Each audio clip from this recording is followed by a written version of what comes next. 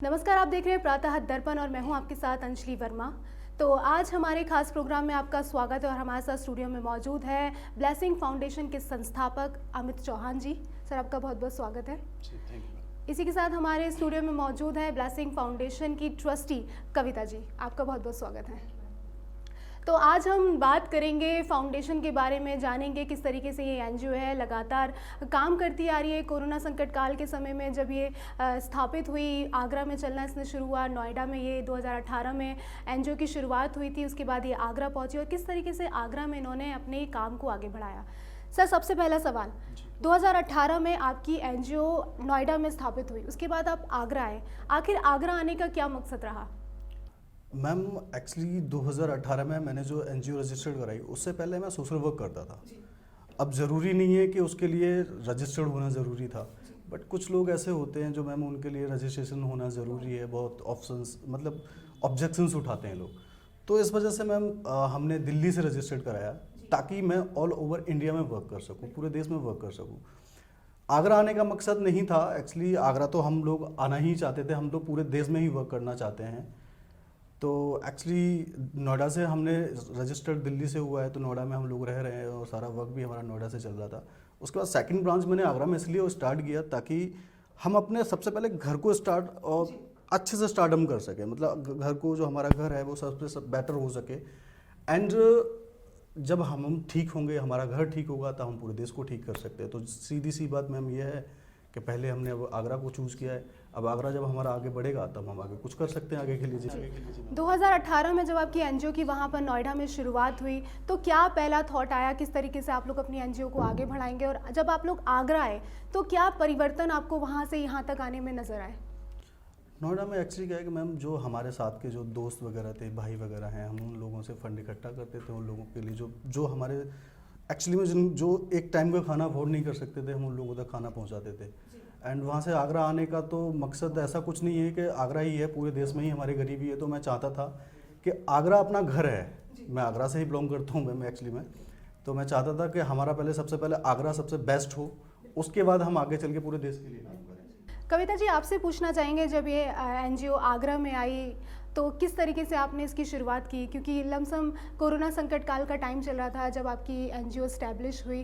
तो इस दौरान कई ऐसी संस्थाएं रही हैं आगरा में जो स्टैब्लिश हुई हैं। कोरोना संकट काल का जब समय रहा है, कई ऐसे लोग आए हैं जिन्होंने एनजीओ तैयार करी है अपनी, और बहुत नाम उन्होंने कमाया है। कह सकते हैं कि इस कोरोना संकट काल में लोगों के पास शायद खाने की कमी उतनी नहीं रही, क्योंकि एनजीओ ने बहुत ज़्यादा मदद उनकी करी। ऐसे में आप खुद को उन एनजीओ से कैसे अलग मानती हैं? मैम देखिए, जब हम लोग आगरा आए थे तो आगरा में जब हमने शुरुआत की तो उसके बाद में थोड़े टाइम बाद ही कोरोना संकट आ गया था, जिसमें हम लोगों ने भी लोगों तक जो आपका खाद्य सामग्री है वो उन लोगों तक हमने मुहैया कराई थी। और भी जैसे आपने बोला कि और भी जो एनजीओज़ थे उन लोगों ने काम किया। इसके अलावा बहुत सारे ऐसे लोग थे आगरा में जिन लोगों ने उन लोगों तक भोजन पहुंचाया। लेकिन मैम देखिए, सभी लोग इस्टेब्लिश हुए नहीं हुए इस पर मैं कोई कमेंट नहीं करना चाहूँगी, लेकिन हमारे एनजीओ ने पूरी तरीके से कोशिश की कि हम उन लोगों तक हर चीज़ को मुहैया कराएं, जिन जैसे उनका खाना हो गया, मास्क, सैनिटाइज़र। क्योंकि जो आपके स्लम एरियाज़ होते हैं या जो सड़कों पे रह रहे लोग होते हैं, उन तक ये सारी चीज़ें, या वो लोग ये सारी चीज़ें अफोर्ड नहीं कर सकते हैं। ठीक है, और ये सारी चीज़ें हम लोग आज भी हम लोग कंटिन्यू कर रहे हैं। हम लोग रात के टाइम पर डेली फूड डोनेशन हम लोग कैंप ऑर्गेनाइज़ करते हैं, जो कि हमारा पूरे संजय प्लेस में चलता है।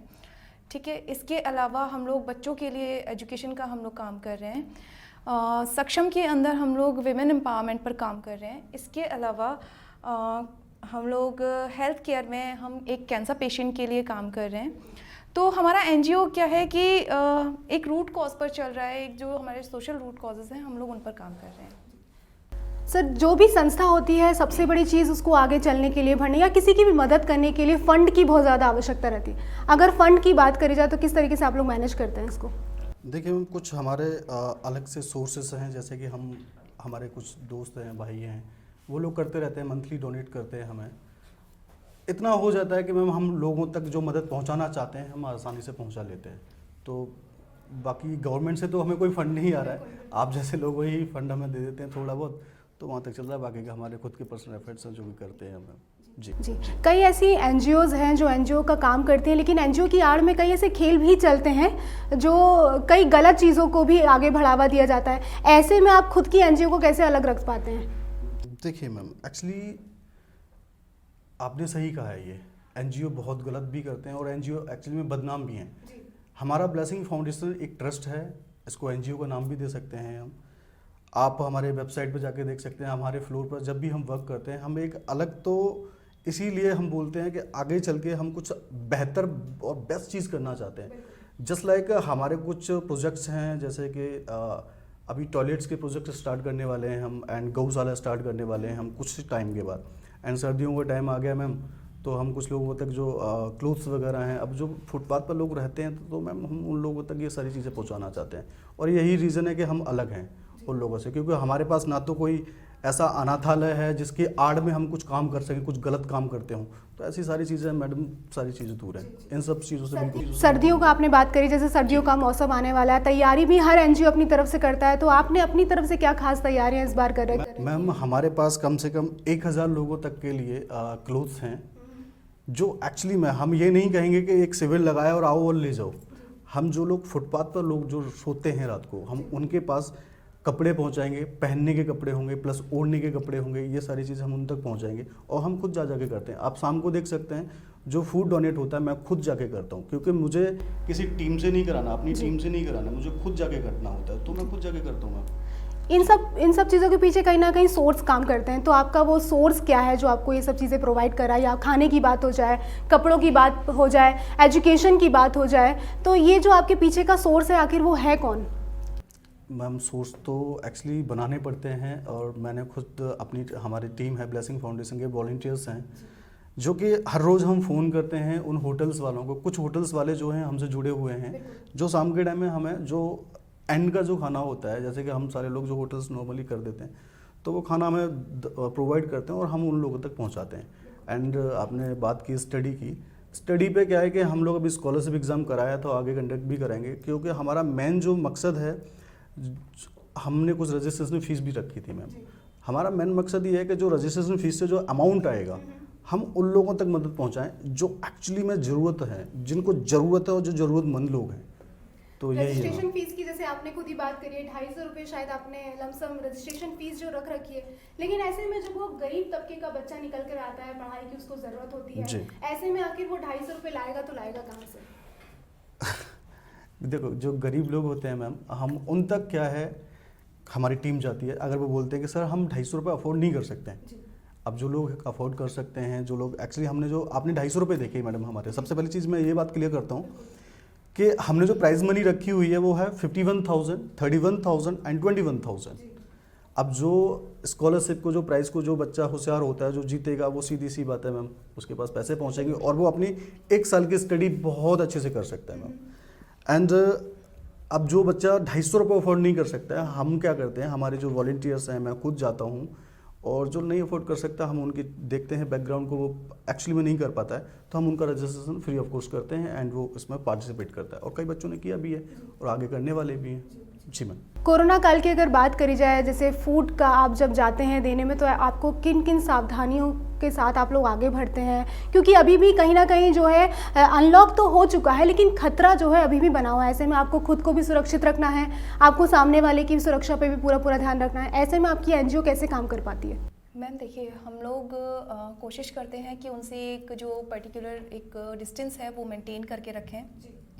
और जो स्ट्रीट पर लोग रह रहे हैं, तो अगर आप उनकी बात करते हैं, और क्योंकि हम लोग उन्हीं के लिए काम करते हैं, तो वहाँ पर अगर आप देखेंगे तो शायद उन लोगों को इस सोशल डिस्टेंसिंग का मतलब भी नहीं पता है ना।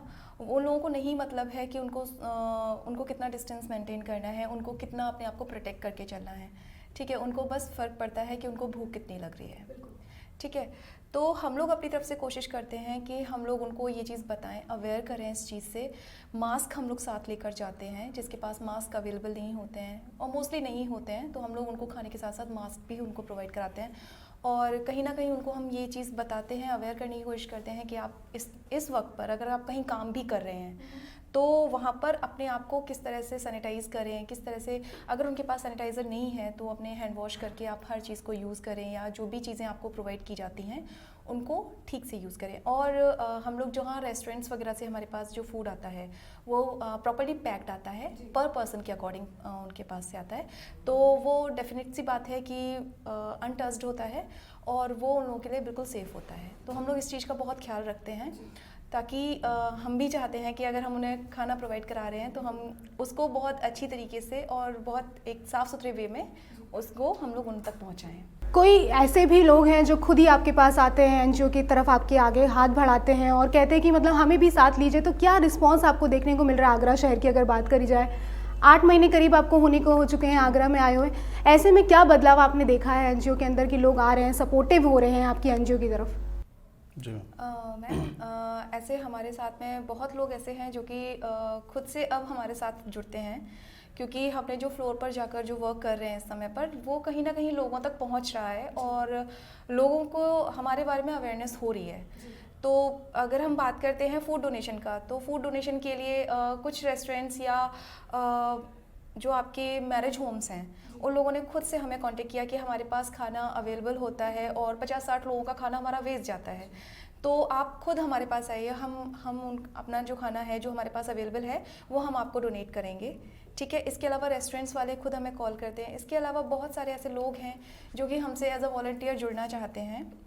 ठीक है मैम, इसके अलावा एज एन एनजीओ हमारे पास बहुत सारे ऐसे लोग भी आते हैं जो कि हमसे उम्मीद करते हैं कि हम उनकी हेल्प करें। अमित जी, आपसे सवाल पूछना चाहेंगे, एनजीओ जो आप चला रहे हैं इसमें कितनी बड़ी टीम है आपको और कैसे तरीके से आप इसको मैनेज कर पाते हैं? एक्चुअली हमारे पास जो टीम है वो है 50+ में टीम है, जो कि वॉलंटियर हैं, हमारे आगरा में वर्क कर रहे हैं, नोएडा में भी वर्क कर रहे हैं एंड दिल्ली में भी हैं और अब तो हमारे पास इलाहाबाद से भी जुड़ने वाले हैं कुछ लोग।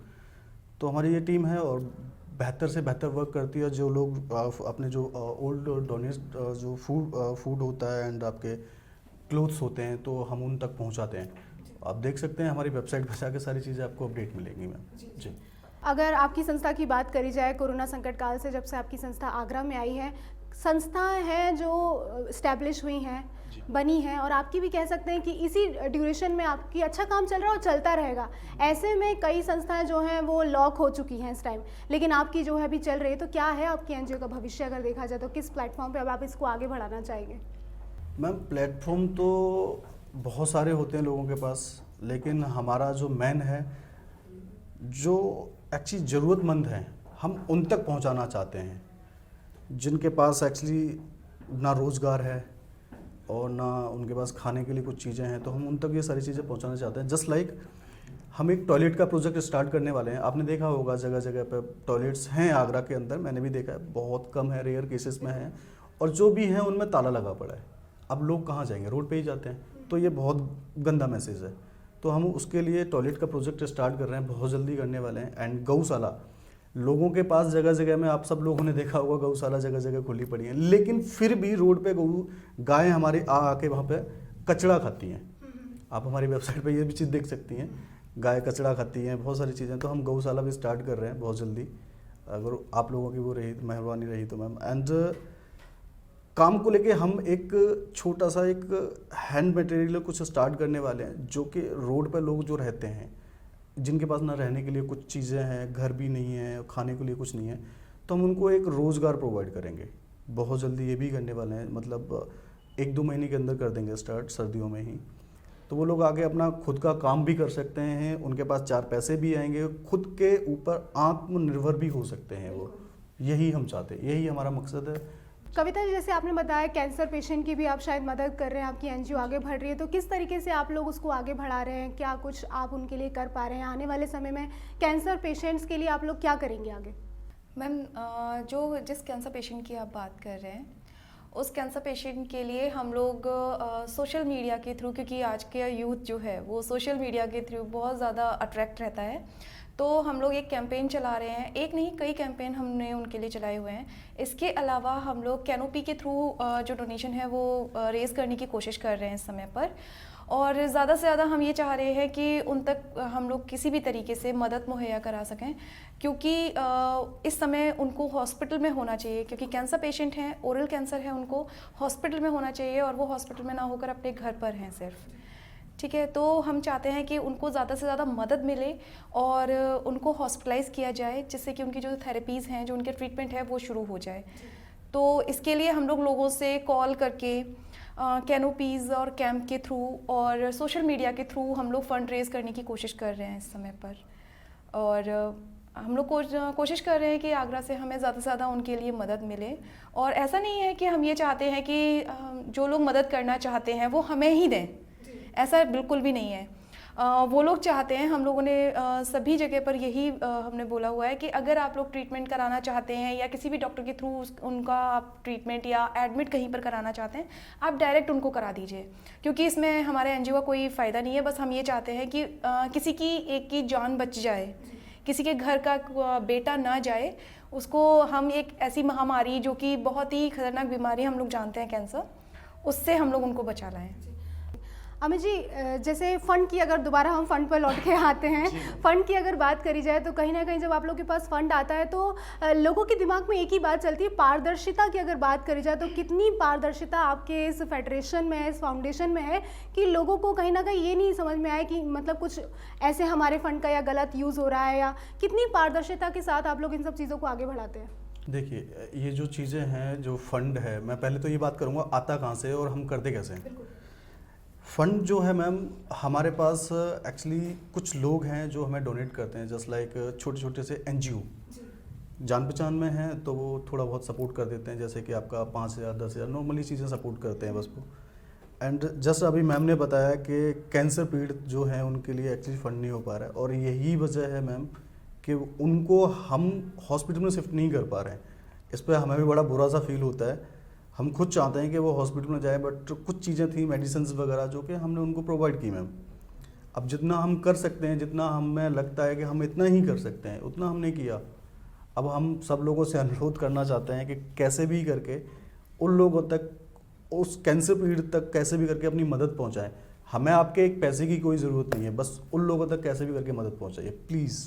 मदद की जैसे आपने बात करी है, आप लोग गरीब बच्चों के लिए खाना भी प्रोवाइड कर रहे हैं, कपड़े भी प्रोवाइड करते हैं, लेकिन जब बच्चा पढ़ लिख लेता है और उसका भविष्य की जब बात करी जाए तो भविष्य के लिए आप उसके लिए क्या करना चाहते हैं? अगर किसी के अंदर कोई छुपी हुई प्रतिभा है, उसको अगर आप निखारना चाहते हैं तो कैसे आप उसका भविष्य संवारेंगे?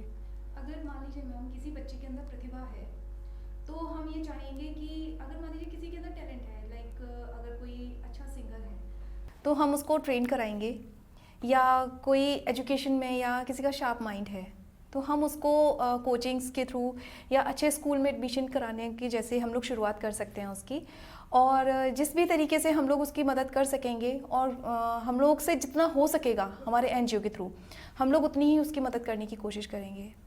तो ये थे हमारे साथ ब्लेसिंग फाउंडेशन के संस्थापक अमित चौहान और कविता जी, जिनसे हमने बेबाकी से काफ़ी सवाल पूछे और उन्होंने बेबाकी से जवाब भी दिए। तो बने रहिए आप लोग प्रातः दर्पण के साथ और देखते रहिए प्रातः दर्पण। नमस्कार।